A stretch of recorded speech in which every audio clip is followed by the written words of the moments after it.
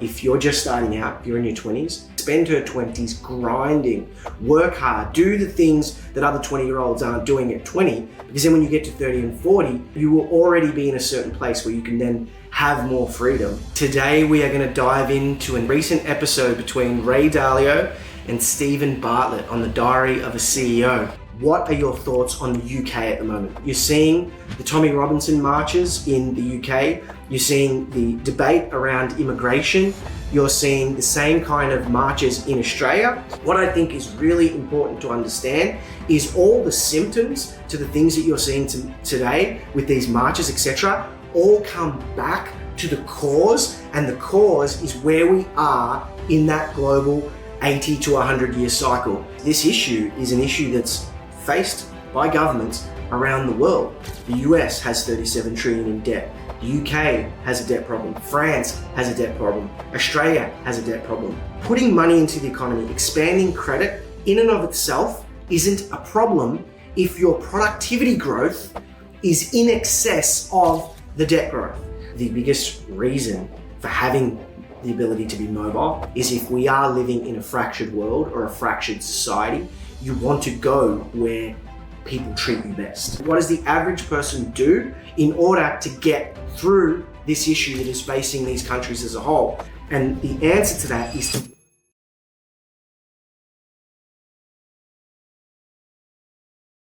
All right, ladies and gentlemen, welcome back to another episode of Money, Markets, and Mayhem. I am your host, Mark, and today we are going to dive into a recent episode between Ray Dalio and Stephen Bartlett on the Diary of a CEO. The title of the video is "We are heading into very, very dark times. America and the UK's decline is coming." And I would also apply some of the things that we are seeing here to Australia and largely to a lot of the Western countries at the moment, because we all follow a very similar economic system and debt cycle and system. So I'm going to try and go through some key parts of this episode, and I'm going to try and break them down and explain them a little bit further and give them some further context. When I first started getting into macro and finance, Ray Dalio is one of the first people that I started listening to. He's a wealth of knowledge. He founded Bridgewater back in 1976, I believe. At one point, they had over 150 billion under management and were the largest hedge fund in the world. Ray Dalio has since handed over reins and control of the hedge fund. He's worth multiple billions, maybe even tens of billions of dollars. And now he's spending a lot of his time writing books and giving talks that basically dives into where we are. And Ray Dalio has a model, and I will go through that model because I think it's very relevant to where we are here today. All right, so I think you guys are going to love this episode. The last time I did an episode like this, it was with Lynn Alden, and it was around her 20-minute talk at the Bitcoin conference. I got so many glowing reviews from that. And so let's see if we can do the same with this episode here with Ray and Stephen. Stephen asked some great questions, and I hope that I can try and put it into layman's terms. So without further ado, let's get into the episode. One more thing, guys. I know that you probably are tired of hearing these little interruptions, but it is important, and that's why we do it. If you haven't already followed the page, it would be awesome if you could just quickly click down below, give the video a like, hit follow, hit subscribe. That's how we know we're doing a good job. It's also more important than you think in getting guests, and that is my intention for this show. To start getting guests like Ray Dalio on the show would be a dream. Now, that's a huge dream, but we've all got to start somewhere. And for now, the thing that you can do to most help me, it doesn't cost a cent, just hit that subscribe button, and I hope you enjoy the episode. All right, so I'm going to start with the trailer, because I think this trailer for this episode goes for 2 minutes. But the editing team at Diary of a CEO are phenomenal, but this trailer really, really caught my attention. So I'm going to play it in its entirety. All right, let's start with the trailer. Pay attention. Pain plus reflection equals progress. And from that principle, my company became the largest hedge fund in the world, managing how much? $150 billion. But I learned that history of things that never happened in my lifetime before were important things to understand in order to predict the future. And we can get into that if you want. Please. So, Ray Dalio is the legendary billionaire investor who decoded the cycles of human history to predict financial crashes, build the world's largest hedge fund, and now to warn us about what lies ahead. Are you optimistic about the future of the UK? no. What about the United States? No. Why? So, in order to bet on what's going to happen in the global economy, I learned that there's 5 big forces that create a big cycle that's repeated through history, which lasts about 80 years. The first is the money debt force that creates wealth and opportunities gaps, and it's connected to the second force, the internal conflict, where you don't trust the system, causing wars between the left and the right. And it's not easy answers like tax the rich. We can get into that. But the third is geopolitical force. In other words, international conflict. Then there's acts of nature. And then number 5 is man's inventiveness, particularly of new technologies. Now, the question is, who wins the technology war? Because the winner of that determine how the new world order works. Is it something to be concerned about? No. The question is how you as an individual handle it. How do I as an individual handle it? So there's building your financial strength, flexibility, important to be open-minded and how to get more out of a minute, not how to work hard. And I really urge your audience to learn this. So first of all, So fire, absolute fire. That trailer is absolute fire. Yeah, I think it's incredible what that team's able to do. So you'll get a taste of what we're about to talk about today. And they are very, very interested in understanding what's happening in a world that feels incredibly scary, fast-paced, and uncertain at the moment. So Stephen Bartlett doesn't waste any time. For in 3 minutes, he asks one of the most important questions. So I'll let that roll. This is a very difficult question, but if anyone was going to ask anyone, it would have to be you. What's one of the first things they should be considering at this moment to safeguard their future, their family, their finances? I don't think it's a difficult question. I think it's very clear. They have to understand how the life cycle works. Okay. They have to understand how it works. We were just talking before in the book, and it was the arc of the life cycle, right? And you have to understand that you're on an adventurous journey, okay? And you have a certain nature, those qualities that make you have your preferences and so on. And then you're going after the things that you like, and you're learning, and it's going to have the ups and downs and so on, and how you approach that. So you ask from the higher level, if I'm looking down, like that life cycle, that arc, what's that journey like? How do you approach it?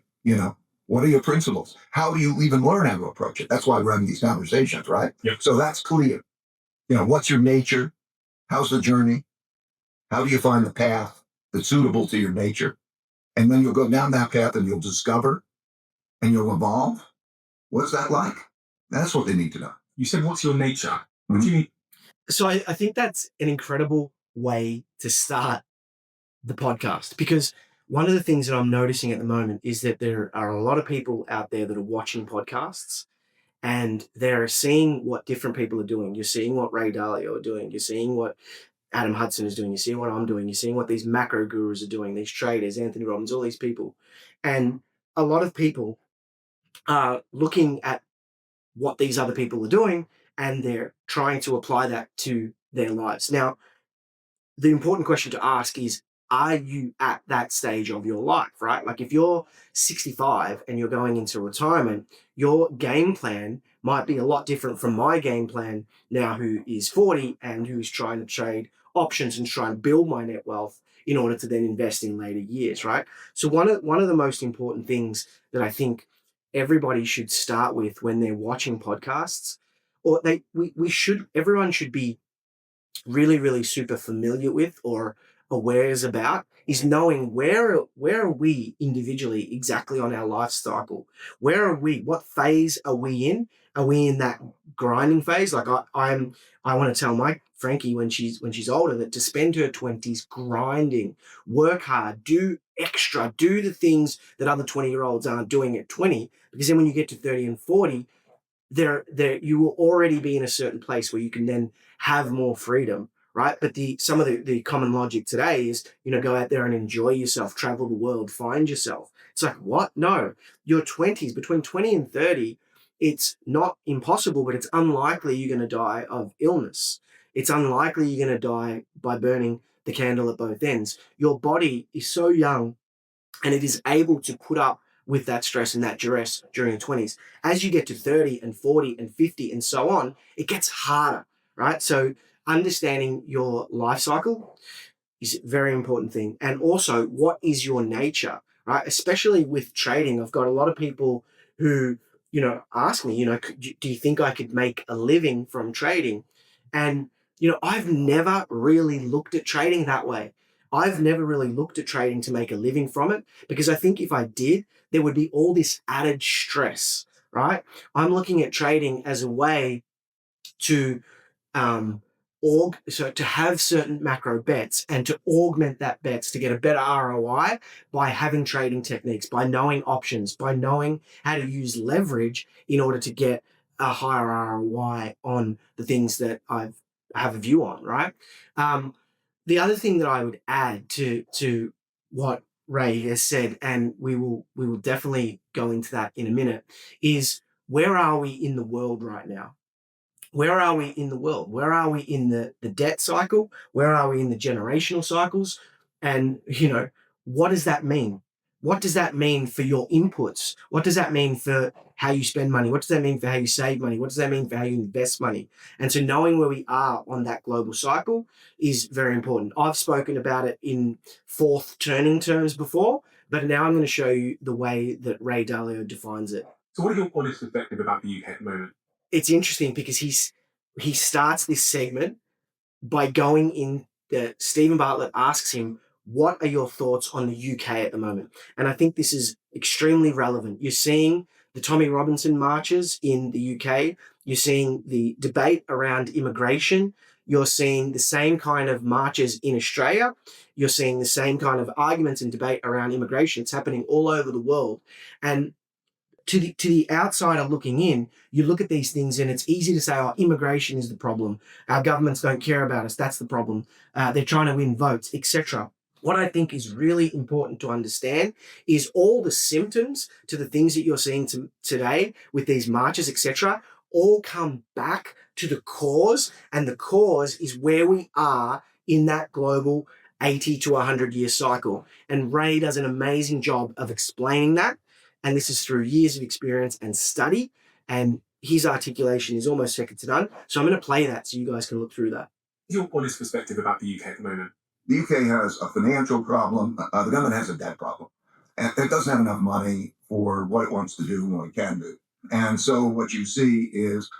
And this issue is an issue that is faced by governments around the world. The US has 37 trillion in debt. The UK has a debt problem. France has a debt problem. Australia has a debt problem, right? You saw in COVID, everyone printed money. All the central banks printed money, put money into the economy. Now, putting money into the economy, expanding credit in and of itself isn't a problem if your productivity growth is in excess of the debt growth. The problem that we have at the moment is that all the debt and all the credit creation is leaning towards government, is coming from government, and governments historically and today have not been very productive, right? And so the debt is growing faster than productivity. And that is what is causing the cocktail of issues that we have at the moment. We need to go through a process over the next 5 to 10 years where the government debt, either it comes down, right?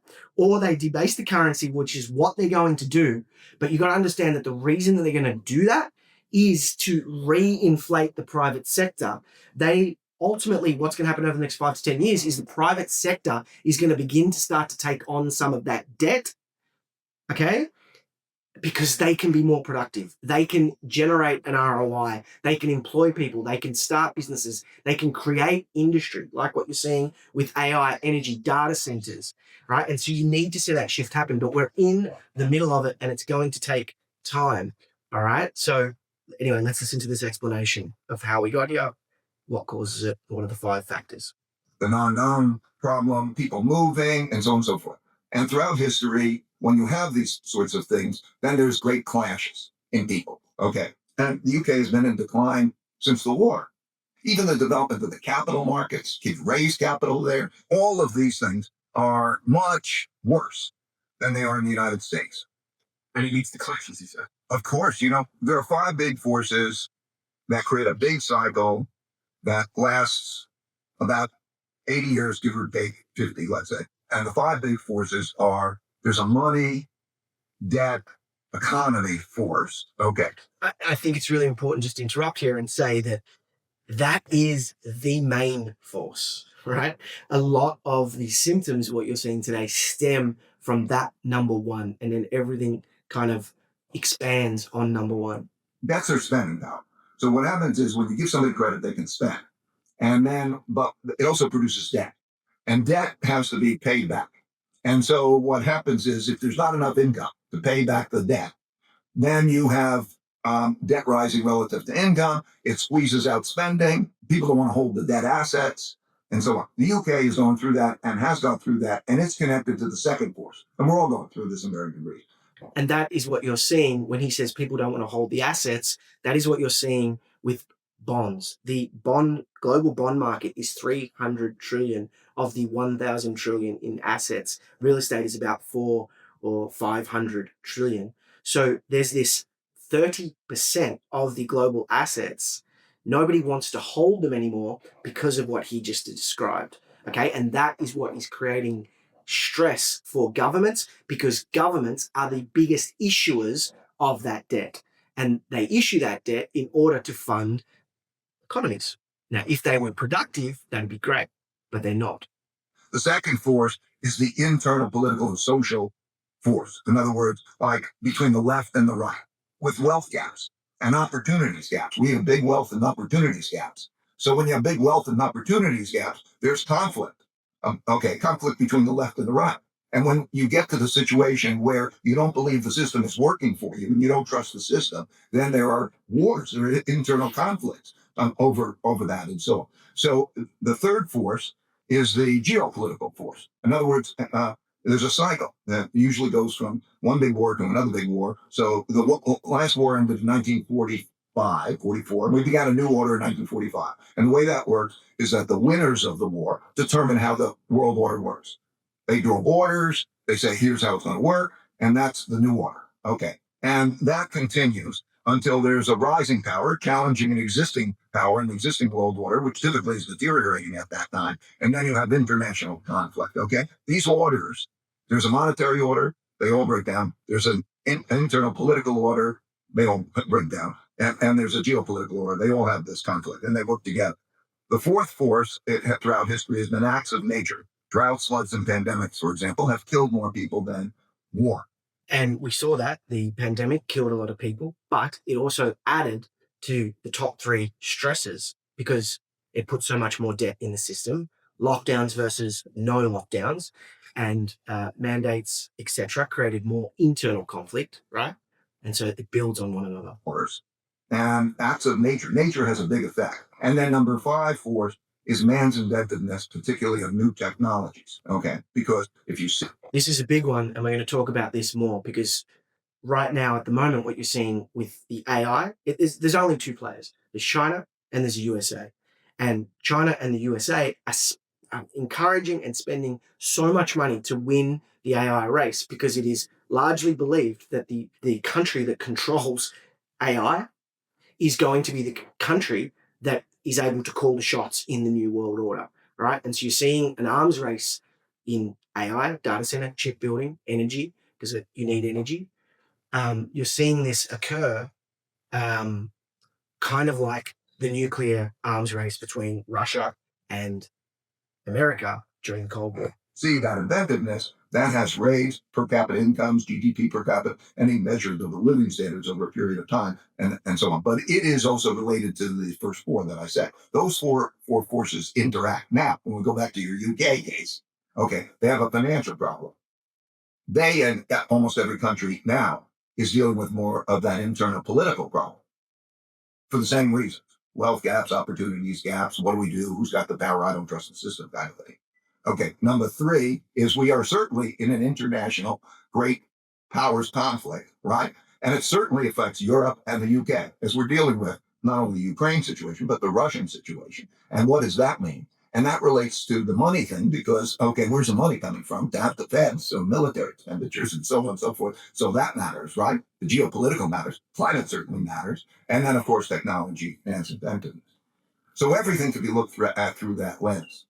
And so what does this mean for the UK if all other countries are going through this as well? Doesn't it just mean that all countries are going to suffer equally? No, because they're not all equal. Okay, some are more in debt than others. Okay, some people are more willing to hold their debt than others.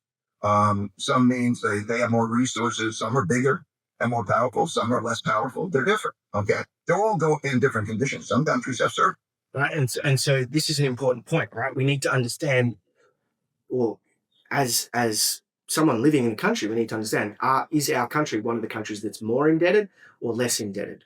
Okay, and one of the telltale signs is looking at 30-year bond yields and 10-year bond yields of a particular country. If they start to rise rapidly, then you know that the bond market is basically saying that they don't think that debt is a good thing. Okay, so this is why those long end bond yields often dictate to central banks what they can do with interest rates as well. Okay, so important one to have a look at. Ray Dalio has done an excellent job of laying out the problem. He obviously thinks that the problem in the UK is worse than what it is in the US, right? And I think one of the reasons why he thinks the problem is worse in the UK than what it is in the US is because of what he's about to say. He's about to talk about the type of people that we need to bet on. We need to bet on certain people because governments never get us out of this mess. It's always the private industry. It's always the new technologies that get us out of the mess. And so this is important for us because, okay, we understand the problem now. Let's say that we no longer believe it's immigration. We no longer believe that we need to go and march for immigration. We no longer believe that our government is going to listen to us if we do. So what do? Right? What do we do? What does the average person do in order to get through this issue that is facing these countries as a whole? And the next part is really important. And the answer to that is to work out who we need to bet on, right? The USA versus China, who are we betting on? The tech war, who will win? Now, the winner of this war is probably not going to be decided for some time, but there are still certain things that we can bet on. If the war is on AI, and some of the things that AI needs to survive and thrive is energy, is NVIDIA chips or chips, data center chips in general, all the parts associated with building data centers, then we start to be able to build a picture of who we want to bet on, right? A couple of my positions currently are based on this. I own Tesla. I'm betting on American robotics, okay? I'm betting on Elon's ability to create data centers, his ability to manufacture the things that are going to be needed for robotics in this future. Regardless of whether USA or China wins, that's going to be, I think, a very good bet, okay? Another company that I've invested in is Intel. And you've seen Intel basically get halved, down 70% from its all-time highs. Why would I want to invest in Intel? Well, one of the bottlenecks to the data center build out is the chips. One of the bottlenecks to building more chips isn't money, isn't intelligence. It's the casing for the chips, right? It's the casing and this HMB, I think it is, but these memory chips that go into the data centers, they're one of the bottlenecks producing those. Intel is America's best bet on producing that casing for these chips. That's why NVIDIA is investing in them. Okay, it's their capacity. Now, does that mean Intel's going to be successful? Maybe not. But the government has invested in them. US government has invested in them. NVIDIA is invested in them. We're at war. America needs to do whatever they can to make sure that company succeeds, right? So NVIDIA just invested $5 billion into Intel. Just today, NVIDIA invested $100 billion into OpenAI. Like, do not be mistaken. That is a play. That is the government basically, and like if that goes through and everyone else involved saying, this is what we need to do to win. We need to all band together and we need to do what it takes to win this war. You've got David Sachs in the White House, who's very influential around all of this kind of stuff. So one of the main questions we need to ask, rather than getting caught up on the symptoms, is who do we bet on to make sure we survive the crisis? So listen to this next part. Investor markets is a way of saying. Well, I mean, it gets you money. In other words, you're a guy behind, what happens is we have to enable people. Okay. What works is finding great people, talented people, and identifying those who you want to bet on and enabling them. And that works. That's the most important for us. Much more. That is definitely what you're seeing from the current administration. The current administration, love them or hate them in the US, has a lot of problems. They do a lot of things poorly. But this is in my opinion, one of the greatest things that they're doing is they are identifying the companies and the people that we need to bet on, and they are betting on them. And that, I think, is fantastic. Important than money. Okay? Because you can see who's got the money and power, where do they come from? Where did NVIDIA come from? Where do they all come from? Okay? They're guys like you, entrepreneur in a sense, who's been enabled, okay, because you have the talent, people want to bet on you, and that's the capital market, so they give you money to help enable you because they want to bet on you, and then good things happen. But are you optimistic about the United States at the moment? The United States is very much a big picture. No, I think it's very much in this issue. So if I go down my list, it definitely has this debt money economy problem. We can get into that. Okay. It definitely has the internal conflict power in which there's a fight between the left, hard left and the right due to wealth and values gaps and people not believing that the system will work for them. And so democracy is at risk because they don't believe this. They're not going to follow the rules in the sense they don't believe the rules are them. And number three, it's of course the leading one side in this great power conflict of the world, right? In other words, yes, between China and America. The United States on the one side, let's say, and China and the allies, their allies on the other side. I mean, in the news, you just saw the meetings of Okay, this is really important. I'm going to let him speak, and then I'm going to talk about this because I think what you're seeing here with Putin, Xi, Kim Jong-un, Dan Andrews was actually there, believe it or not, Modi from India. This is extremely important. Let's see what he has to say, and then I'm going to add a couple of things on it. Xi, Putin, Modi, and that group over there walking down, and okay. So now it should be pretty clear how the sides are lining up. Okay. It's always better to be in a place that's not in one of those wars. Like, stay out of wars. And of course, climate has an effect. And of course, then we have technology. The United States and China are in the big technology competitions. The others are really not in the game. They don't have the money, this innovation and talent, in a sense, to play at that scale. And so we have a great, technology war, which can be used to create great advances, but at the same time could be used for great conflicts. And so now the question is going to be who wins the technology war, because the winner of the technology war is going to win all wars. Okay. In other words, they'll win the economic war. They'll win the geopolitical war because technology. And I'm not saying anything that hasn't repeated through history. This is also why I think that the macro and Wall Street commentators who are going around saying this AI thing is a bubble, it's a bubble, it's a bubble. Yes, yes, it could be a bubble, right? But you have to understand what's at stake here. This is not like the tech bubble. There's global dominance and world power is at stake. So while it might be a bubble, this bubble is being driven by the demand side economics. The reality is I heard, Sam Altman today when they were talking about the investment by NVIDIA, basically said something along the lines of, I can't remember the exact examples. He said, but what we've realized is that there's going to come a point with AI where we're going to need to decide, do we solve for cancer or do we solve for productivity and the environment? It's going to come a point where they're going to have to make choices like that. And they're only going to be able to do one with the amount of compute and capacity that they have. And it's like the shopping trolley dilemma when you've got to choose who to save, right? Basically what Sam Altman is saying is that we with any clear conscience can't come up to these points where we can decide who to save or what to save and pick one.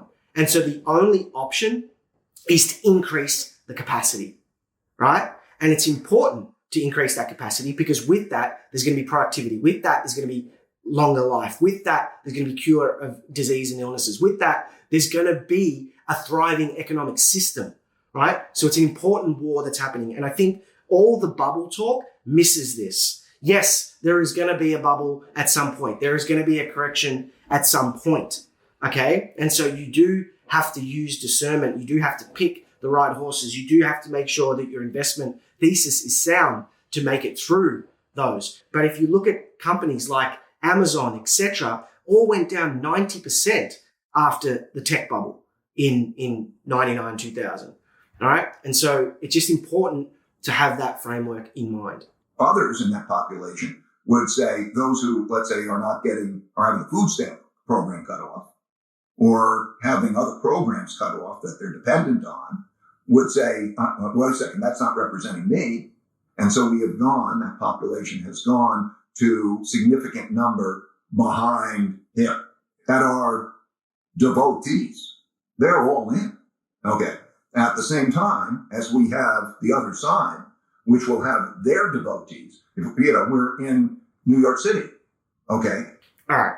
So the next part, he's kind of talking about red versus blue, the people that are behind Trump and the people that are behind, leaders like the new guy that's running for mayor in New York, who wants to basically bring in a socialist and communist regime.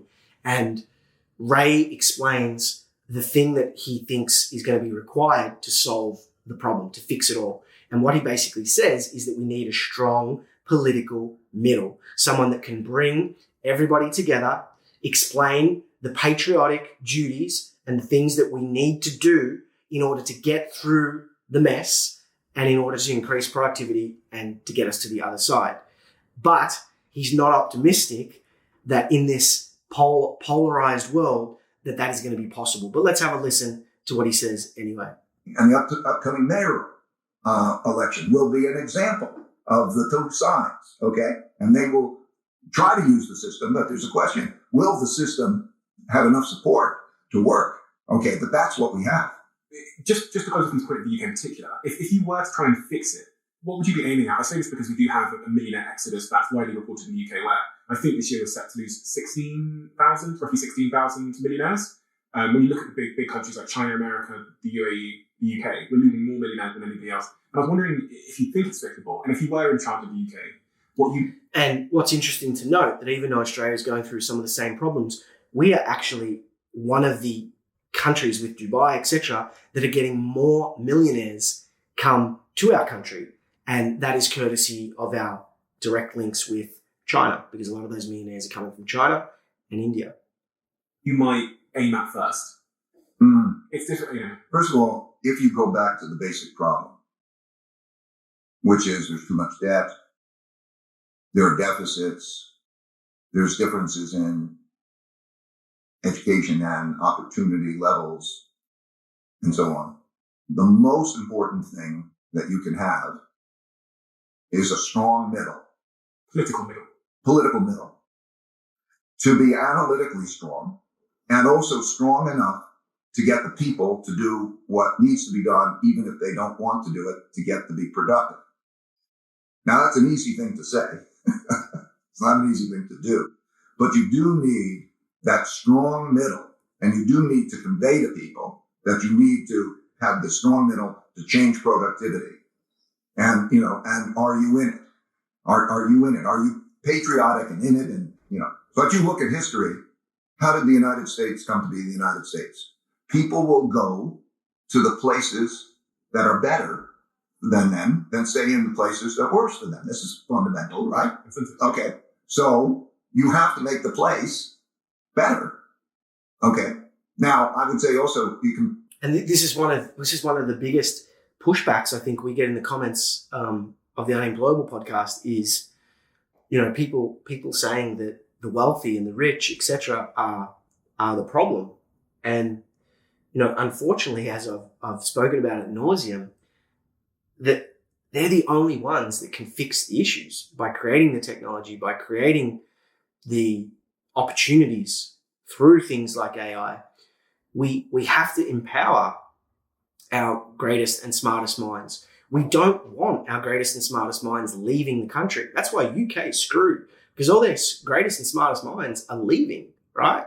In Australia, whether you're on the side of China or not, at least we are getting intelligent, wealthy people coming to the country that can create productivity, right? And so I don't know the answer, but one thing that I do know is that the government is definitely not the solution. If you go back and you read through history, you will see that the government cannot solve this problem. What you end up getting is socialist communist states that break down and crash and decay, all right? And so a strong private sector, investing in people, investing in technology, creating zones like Texas, creating zones in Australia where innovation is encouraged is what we need. That is what we need. Not more regulation. Not more regulation. The more regulation that we get, the more that we strangle society, the more we strangle the ability to get through this. And that is one of my biggest frustrations with Australia at the moment, is that it seems that we're strangling this opportunity. Whereas in America, for all its problems, there are still regions, Texas, Florida, where they are encouraging this kind of innovation. Okay. And so, and China is just a bit, for all China's faults, they're acting more like the capitalist West. They're encouraging innovation, encouraging robotics. They're encouraging data centers, chips, rare earths, They're playing a fantastic long game at the moment. Take pockets, and they go into the pocket and let it spread out. But you also have to have this equal education. You've got to strive for equal opportunity. But anyway, it's a difficult question that I'm afraid I'm incapable of solving. And, that's why there's so much angst at the moment, because even the smartest people in the world don't have an easy solution for solving the problem. And so this is now where I want to turn everybody's attention to. You've seen the bigger picture. What do we do as individuals? And this is where I think we can have the biggest impact. Is we can't solve the problem. It's unlikely that if you're wealthy, smart, educated, that you're going to go into politics, because the problem is almost unsolvable. And so what do we do as individuals now to kind of work through this? And I posted something recently on my Instagram. I said that it was the old thing. It used to be buy gold, land, and Bitcoin, right? Or in America, it's like buy guns, land, and gold, or something like that. But I've changed that. For me, it's now gold, Bitcoin, and a second passport, community. It's gold, Bitcoin, and a community. For me personally, I don't invest in gold. I don't invest in Bitcoin. It's technology, Bitcoin, and community, right? And so these are the things that we need to start thinking about for ourselves individually, right, to get through what is about to come. So I'll go into the next bit where Ray basically says, it's been 80 years since World War II. Do you think much about timeframes? Because when I was going through the changing world order, there seems to be some consistent or predictable timeframes when these transitions happen. Do you think? Just on that, the book The Fourth Turning, which I think is incredible, talks about why these cycles last 80 to 100 years. So it's based obviously on the human life cycle.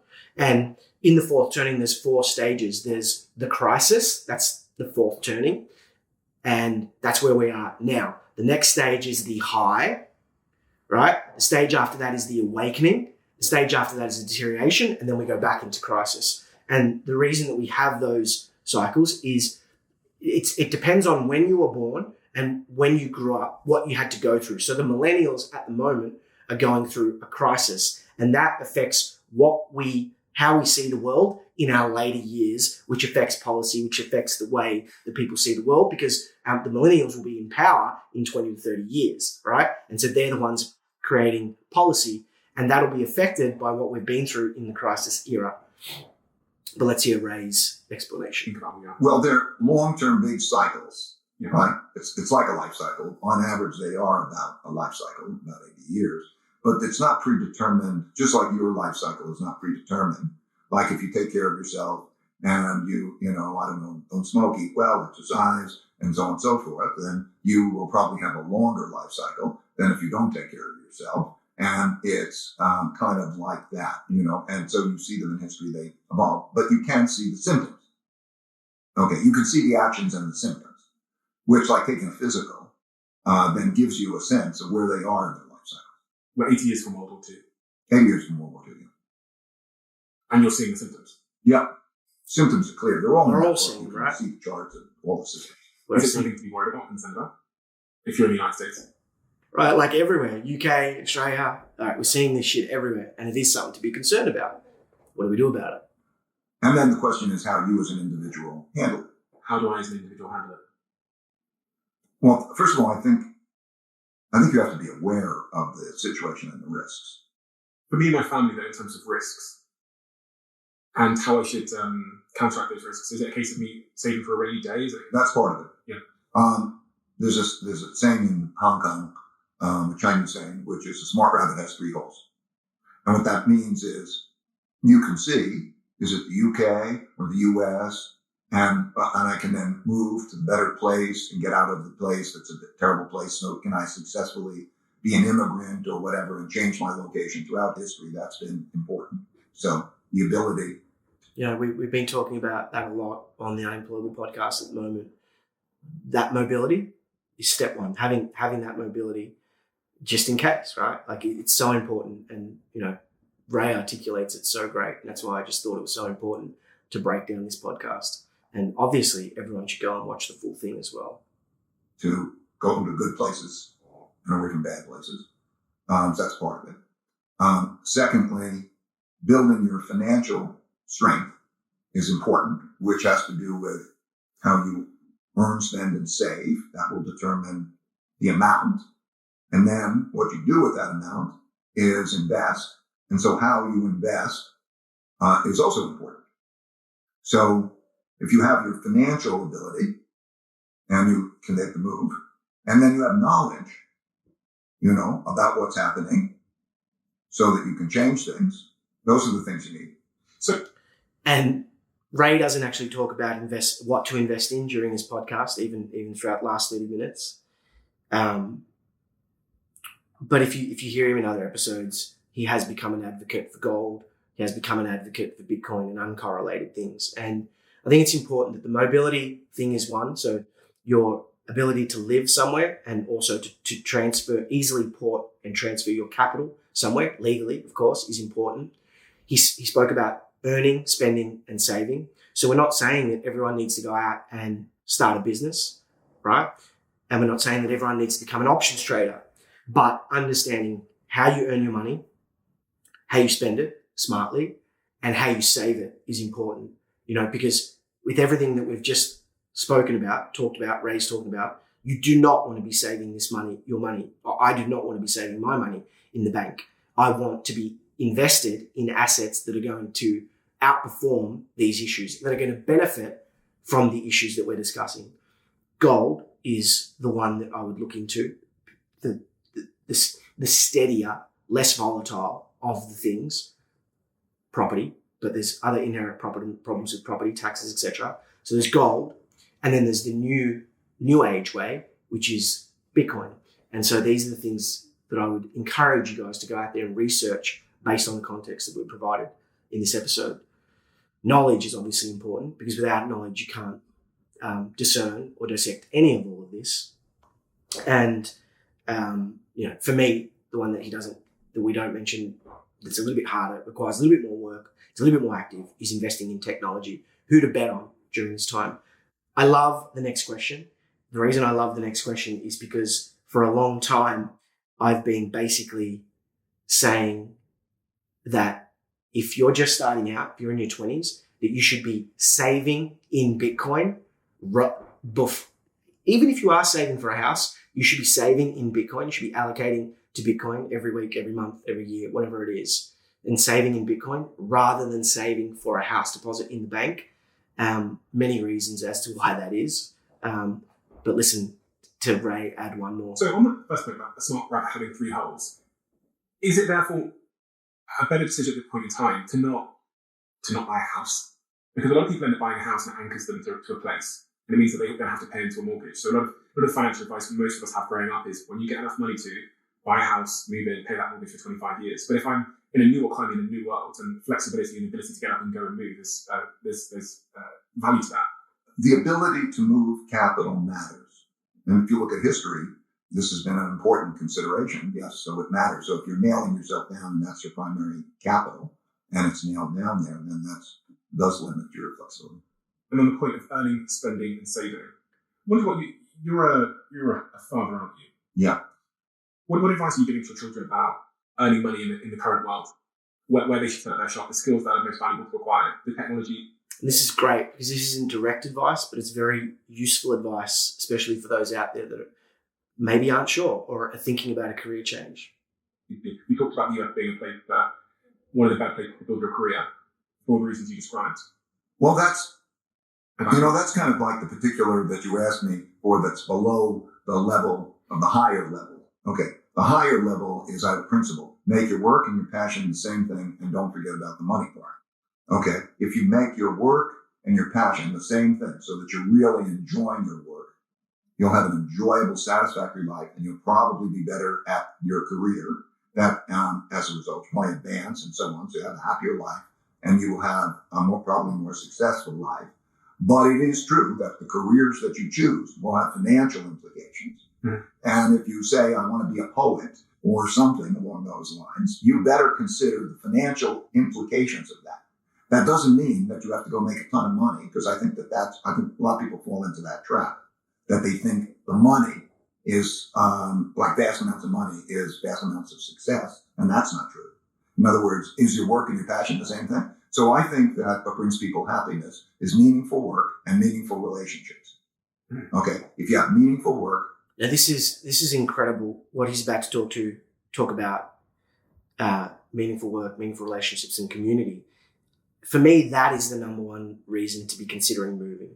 If you're out there considering potentially moving just to save on tax, I'm not sure that that's enough reason or motivation. I think the biggest reason for having the ability to be mobile, to having the ability to move your capital and have mobility, is if we are living in a fractured world or a fractured society, you want to go where people treat you best, right? I think that is common sense. So listen to this.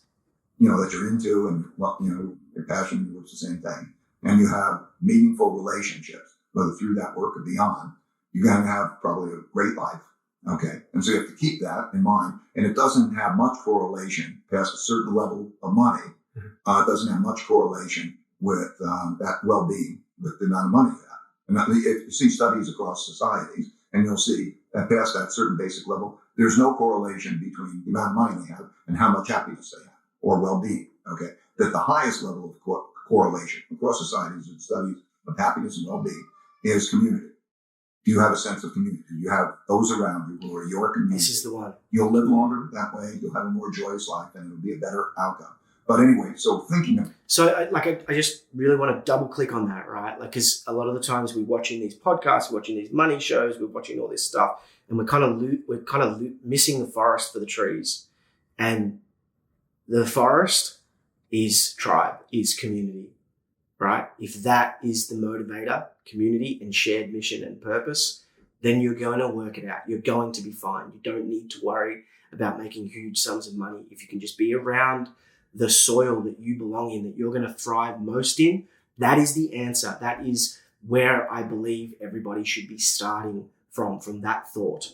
Okay, so I thought that one was super important. About those things, I think, is important.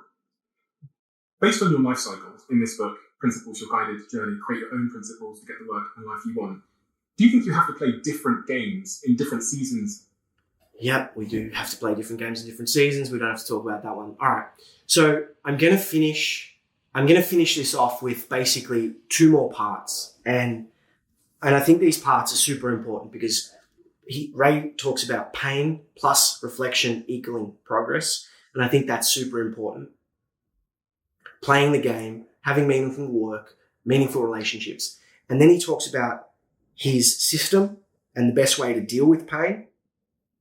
Right? And that's by building principles and building systems, okay, in order to overcome your shortfalls, overcome emotions in order to deal with the system that you're in. And so I'll quickly play those clips. And then the last one, he talks about him being more spiritual than religious. And it's amazing at the moment because you're seeing this great debate between religions, between certain parts of the world that have different religions. We on the Unemployable podcast had a debate about Muslim and Christianity. And I think the way that Ray ties back the importance of at least being spiritual, I think is a really important signpost to guide us all individually through these battles and these questions that are currently being asked of us. So I'm going to finish with those 3 parts and then we're going to wrap it up. Pain plus reflection equals progress.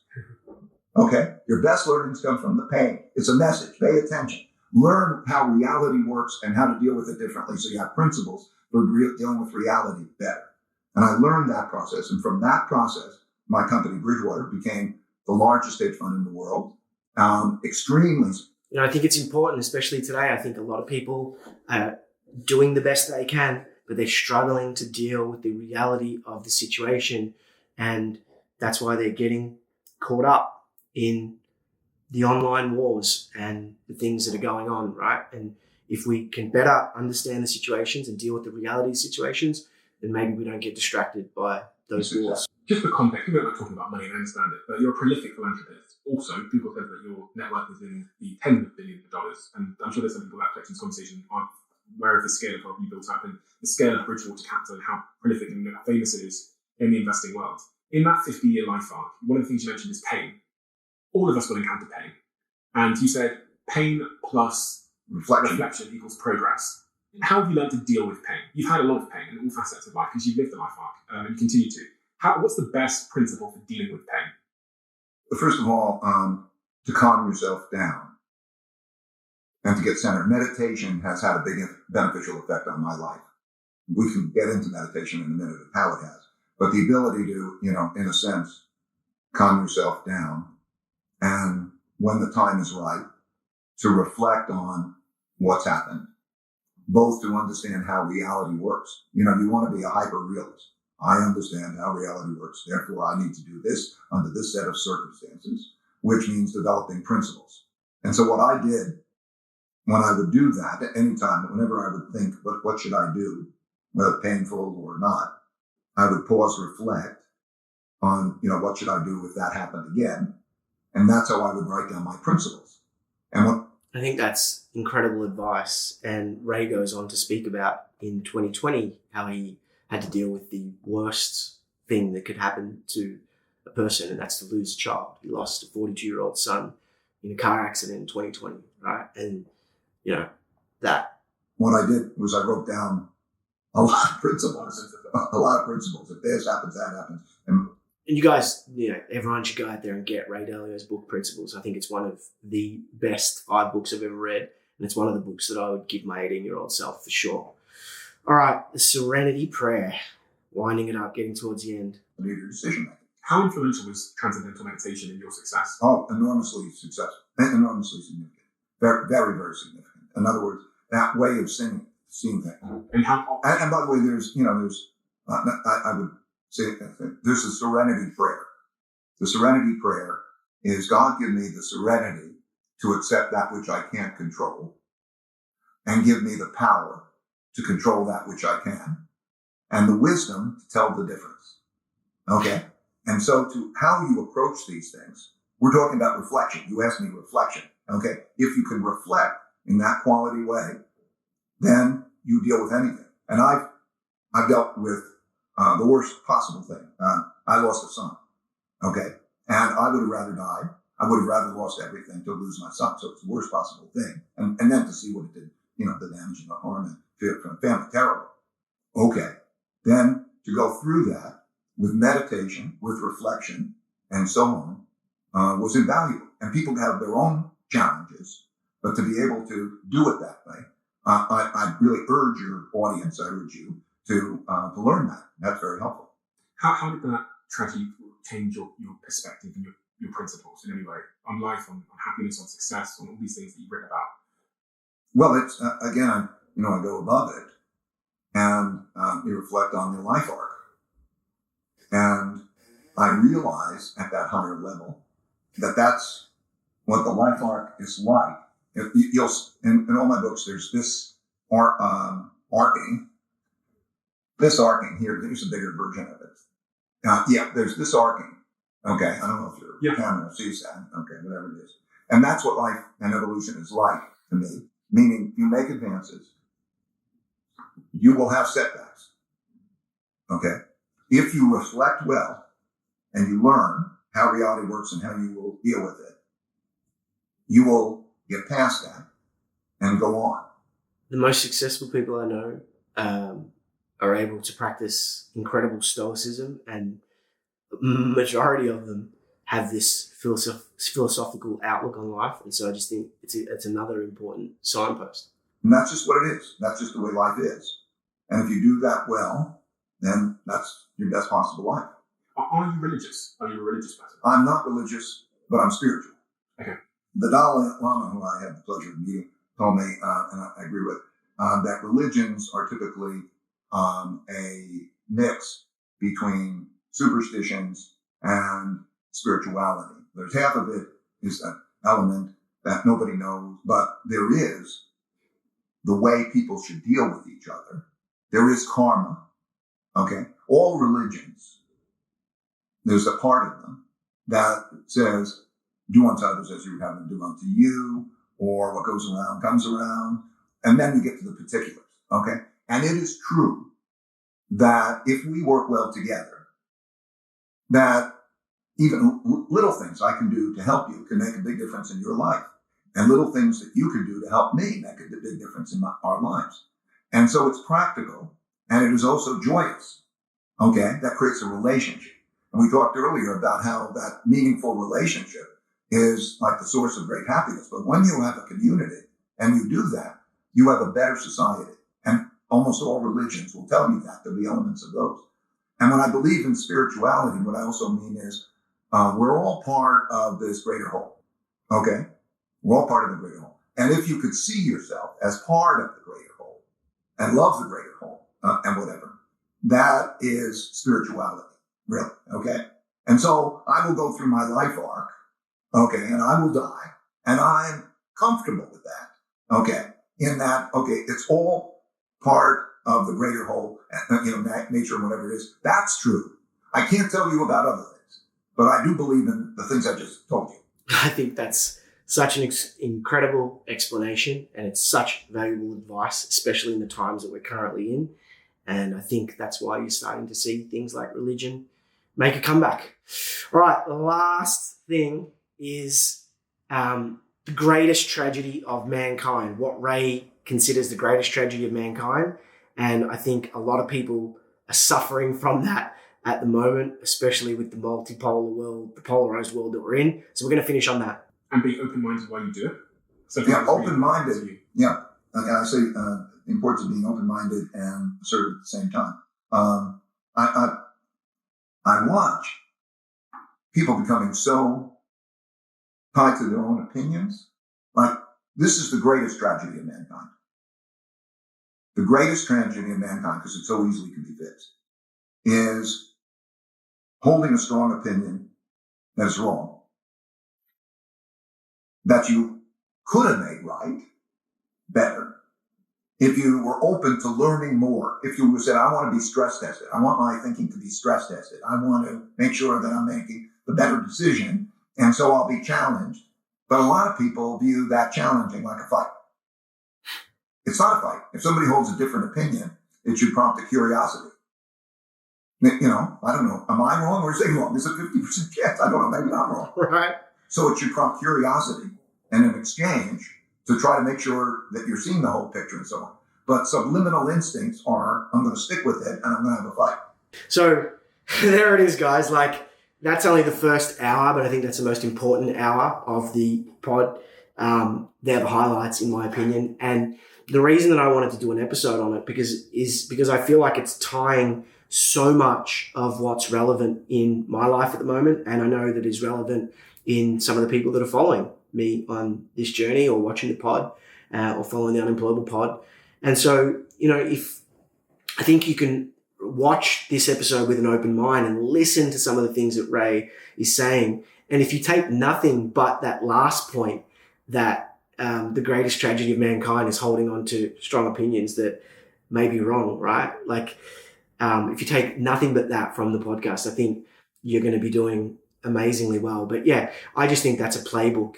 It's a masterclass. It's a playbook, and it touches on everything. It touches on all of the most important things that you're seeing happening in today's day and age. And I know that a lot of people out there are confused. And that's creating frustration. It's creating stress. It's creating anxiety. And I think we need more voices like Ray in the world. And we need to be willing to listen to those voices. And I think that, a 1 hour episode like this can help to alleviate some of that confusion, and it can help to start putting people back on the path of happiness and fulfillment. So this episode was a little bit different. I hope you enjoyed it, guys. If you found it useful, please give it a like, give me a subscribe, and share it with someone else in your life who you think might be able to benefit from it. Thanks, and I'll see you guys next time.